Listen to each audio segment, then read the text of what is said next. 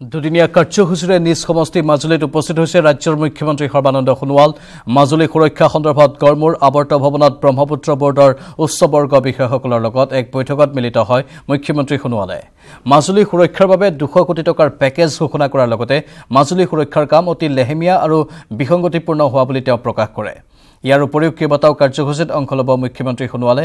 মুখ্যমন্ত্ৰীৰ লগতে মাজুলীত উপস্থিত আছে মন্ত্ৰী সিদ্ধাৰ্থ ভট্টাচাৰ্য আৰু ৰঞ্জিত দত্ত। ৰাজধানী দিল্লীত ভয়ংকৰ অগ্নিকাণ্ড। CGO কমপ্লেক্সৰ পঞ্চম মহলাত ভয়ংকৰ জুই। অগ্নিদগ্ধ হৈ CISFৰ উপপৰিদৰ্শকৰ মৃত্যু হ'ল। জুইত ভস্মীভূত হ'ল কেইবাটাও কাৰ্যালয় আৰু ব্যৱসায়িক প্ৰতিষ্ঠান। ভৱনটোত আছিল বায়ুসেনা, বন মন্ত্ৰালয় আৰু NDRFৰ কাৰ্যালয়। 24খন অগ্নি নিৰ্বাপক বাহিনীৰ গাড়ীৰে পাছত অৱশ্যে জুই নিৰ্বাপন কৰা হয়। এয়া ৰাজধানী দিল্লীৰ দৃশ্য দেখুৱাইছো। ভয়ংকৰ অগ্নিকাণ্ড তাত সংঘটিত হ'ল। CGO কমপ্লেক্সৰ পঞ্চম মহলাত এই ভয়ংকৰ জুই। অগ্নিদগ্ধ হৈ মৃত্যু হ'ল CISFৰ উপপৰিদৰ্শকৰ।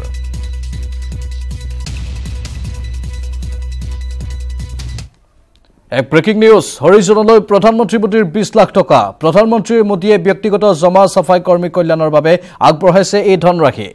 কুম্ভমেলাৰ চাফাই কৰ্মীৰ কল্যাণ নিধিলৈ মোদীয়ে আগবঢ়াইছে সাহায্য। সিউল শান্তিবঁটাৰ সৈতে প্ৰধানমন্ত্ৰী মোদীয়ে লাভ কৰা 1 কোটি 3 লাখ টকা আগবঢ়াইছিল নমামি গংগাৰ বাবে। গংগা পৰিষ্কাৰ কৰাৰ বাবে সেই ধনৰাশি ব্যৱহাৰ কৰা হ'ব। মোদীয়ে প্ৰধানমন্ত্ৰী হিচাপে বিভিন্ন সময়ত লাভ কৰা মমেণ্টো তথা উপহাৰ নিলাম কৰি পোৱা 3 কোটি 40 লাখ টকাও গংগাৰ পৰিষ্কাৰৰ বাবে আগবঢ়াইছিল। 2015 চনতো মমেণ্টো তথা উপহাৰ নিলাম কৰি পোৱা 8 কোটি 33 লাখ টকা নমামি গংগাৰ বাবে আগবঢ়াইছে।